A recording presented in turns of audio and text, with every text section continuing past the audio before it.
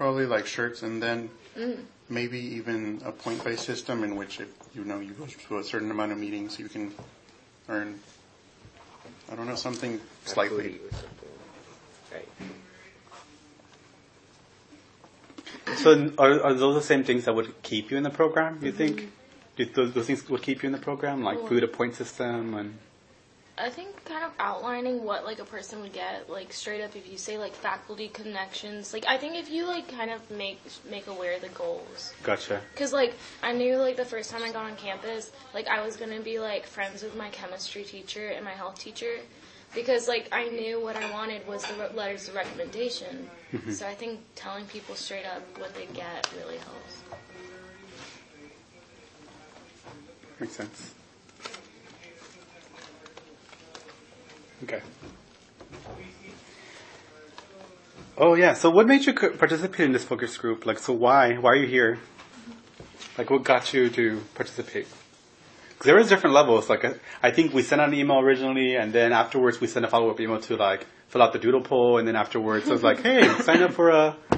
Yeah. So there was different like levels. So what made you participate in this focus group? I kind of wanted to be involved in like making something for freshmen that I wish I would have had, and the food, low key. Cool. Any other reasons why? Individually, why? Like, being a counselor, it's all about impacting the freshmen. So knowing that you'd make somebody's life more comfortable rather than have them, like, struggle. Like, if you struggled finding friends, like, giving them that platform. So they feel good. Cool. I actually talked to my other friend, who's also a student senator, and we feel like we should participate in these things more to help out other people, not just go to the Senate meeting and just, that's it, but influence campus policy and campus programs. Yeah. Okay. Why did you come? Well, I always felt like there's not enough like advertisement for this kind of program, so like having new freshmen interact with like other Hispanics and like share their opinions is like really important for like the next class. Cool. All right. So this is just like for my sake. Do you all remember like thinking about your freshman year? And it might be a long time ago for some of you. So did you ever remember getting an email with an invitation for the DMS Welcome Social? DMS Welcome Social. Does that sound familiar to you all? No, not to you. What does DMS stand for? The Department of Multicultural Services. This is our office, DMS. Or Bienvenidos a Aguiland. Oh, yeah. You remember I've that? seen that one. Yeah? Okay. No? For you? Do you remember any of those two? I was pretty sad those moments freshman year in the course. Yeah. Oh, okay, gotcha. Probably not remember. Yeah. No? Yeah.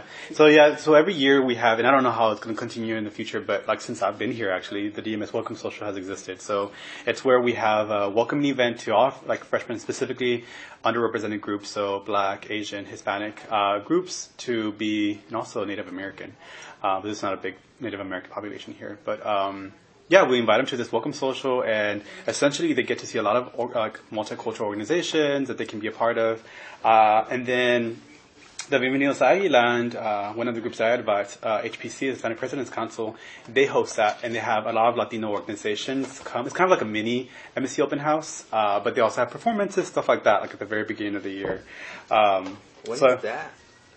During, like, this has happened in the past 3 years. It's like happened the week of Howdy Week / Gig'em Week, or the following week, Gig'em Week, or the following week, which is the week at, like the first week of school.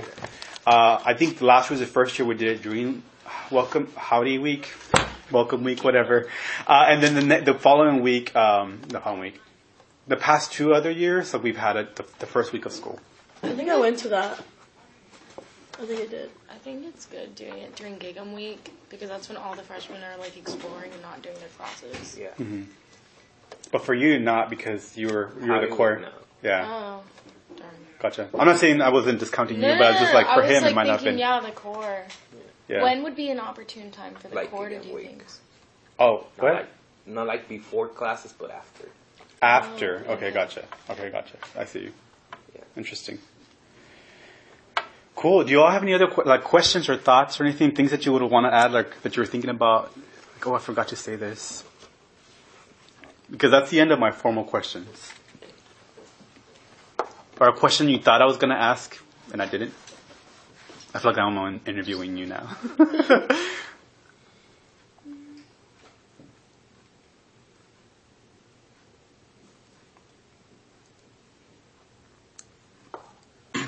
Basically, not just make it all rosy. Bring up serious things that have happened on campus, like protest and other things that, and again, racist incidents. Make people aware that those things do happen. We sometimes we are shielded from that, from those events, and that's not necessarily good. We need to be aware of those things. Do you think that that as maybe like as incoming freshmen, you might not be aware that those things could happen? Is that what you're saying? Gotcha. Okay. I think like my perception of A&M was that it was super racist. Okay. In a way. Sorry.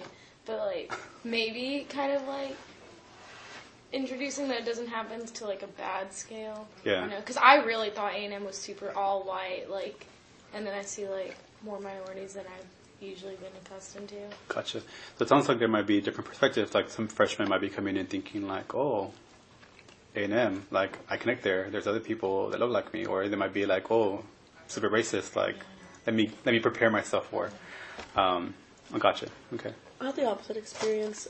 I didn't think that A&M was racist. And then when I got here, I experienced racism. So, like, for me, it was very backwards. Like, that's why, like, my freshman year was very, like, isolated for me, and I didn't put myself out there.